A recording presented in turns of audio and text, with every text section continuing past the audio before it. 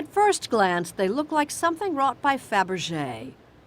Egg-shaped sculptures, elegantly carved into lacy designs, and oh so delicate. But look again, and the art's true meaning comes into focus. An unsparing account of life behind bars. When I do a piece, I actually have to go back to prison mentally to feel the loneliness, the anger, the fear. I have to go back there in order to recreate that scene again. The brick wall, the bars. And when I look up from the egg, you know, I feel gratitude that I'm not there anymore. Gil Battle spent most of his adult life in and out of California jails and prisons for fraud and forgery. Yet, after nearly a decade of freedom, Battle finds himself drawn back to the scenes that once defined his world. On a lot of the eggs, I have the chain gang. And I used to think those aren't just 20 guys. Those are 20 guys with 20 different stories. Do you give each individual a different face? It's impossible to do the same face. You can't make the same face. Different faces, but no expression. Different faces, but no expressions, right? Yeah. An eggshell is expressionless until the artist arrives. Wow, right. Life, yeah. I put life on that thing. That thing is an ostrich egg. First, I come up with a theme for each egg. Once I figure out what the theme is, I have to then figure out how I'm going to place it on the egg. In this case, I wanted to do 4 panels. So I divide the egg in half. Then I try to find the equator. Battle has had a lifelong obsession with the shape of eggs and their promise of a fresh beginning. But ostrich eggs are an exacting medium. He carves using a high-speed dental drill, the only tool that can render such astonishing detail.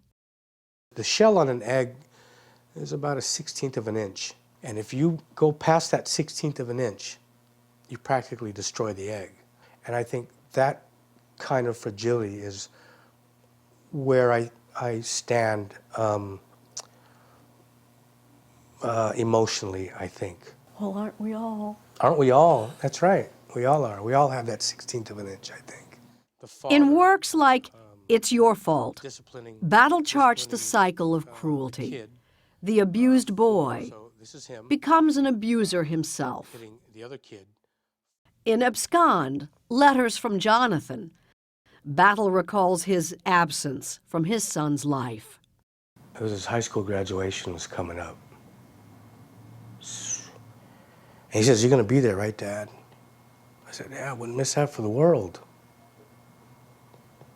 I got arrested the next day. A couple weeks later, the guard goes, "Battle, you got mail."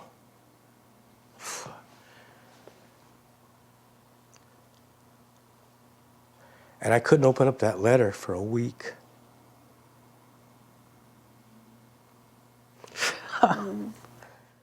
Battle says his skill designing tattoos and other works for fellow convicts was his protection behind bars. So that would be a prison shank, a knife, and this is a toothbrush shaped into a weapon. And it's no small irony that his talent for creating another type of artwork, forging checks to support a drug addiction, is what kept landing him back in prison.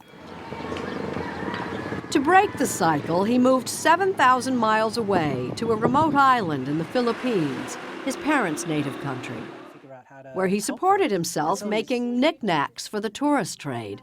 I was pretty proud of it. I thought, well, you got to check this out.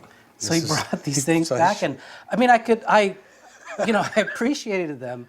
But his younger brother, Ahilio, himself an accomplished San Francisco artist, prodded him to do more. It just melted my heart because I knew what he could do, what he was capable of doing. I said, well, why don't you tell your story? And he looked at me and said, like I was crazy. He said, well, who would be interested in that? And I told him, I'd be interested in that. So I think there'd be a lot of people interested in that. Wow, that your brother would be proud to have you be an artist who tells prison stories. Yeah. He's always been there.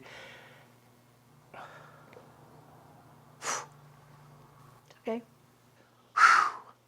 He's always been there. Yeah, he has never closed the door on me. And now the door to a future as a successful artist has opened for Gil Battle.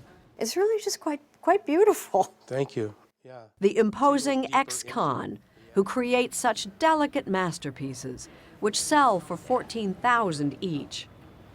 At age 53, there's so much lost time to make up. You could have had a great career as an artist, but then you wouldn't have a story to tell that you've got. Isn't that wild? And I think it was with my son, and I said, this could have happened years ago, and it's almost kind of late now. And my son says, no. He says, if you didn't go to prison, this couldn't have happened. I used to see this bumper sticker, and it says, art saves lives. And I used to see it, and I go, that's kind of corny, but it does. It saved my life.